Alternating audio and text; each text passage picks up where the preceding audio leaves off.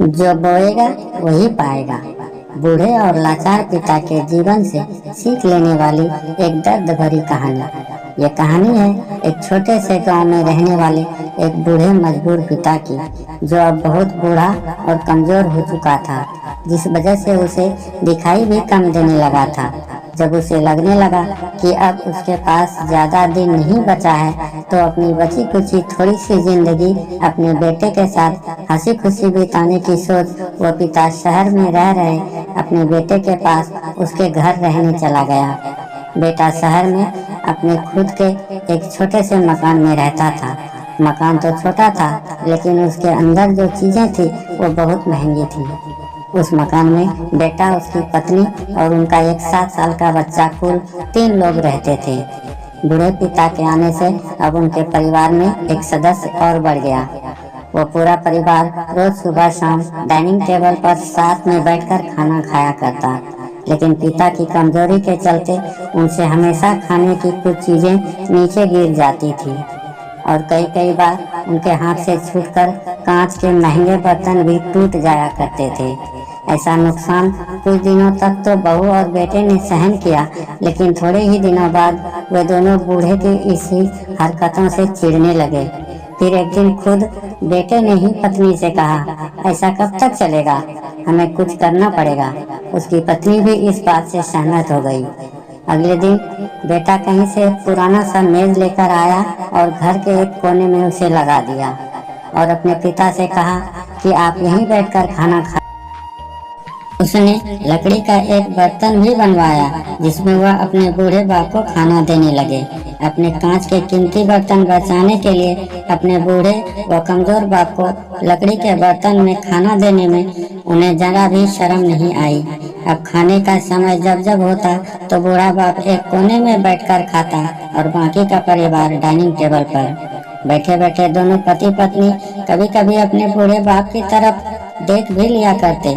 उसे अपने बाप की आंखों से बहते आंसू भी नजर आ जाते, मगर उन पर कोई असर नहीं होता। बूढ़े का पोता भी यह नजारा हमेशा देखता रहता और वह अपने बचपन के खेल में खोया रहता। एक दिन जब पति पत्नी डाइनिंग टेबल पर बैठकर खाना खा रहे थे, तब उनका बच्चा जमीन पर बैठकर लकड़ी के टुकड़ों से कुछ बनाने की कोशिश कर रहा था।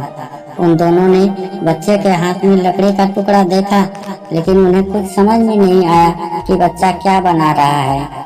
जब बच्चे के पिता ने उससे पूछा कि बेटा आओ पहले खाना खा लो, तुम ये नीचे बैठकर क्या कर रहे हो, तब बच्चे ने बड़े ही भोलेपन से कहा, पापा मैं आपके और मम्मी के लिए लकड़ी का बर्तन बना रहा हूँ, ताकि जब आप दोनों बूढ़े हो जाएं तब मैं आप दोनों को इसी बर्तन में खाना खाने दूंगा।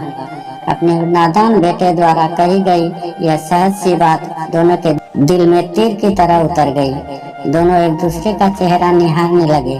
बिना कुछ कहे ही दोनों की आंखों में पानी भर आया।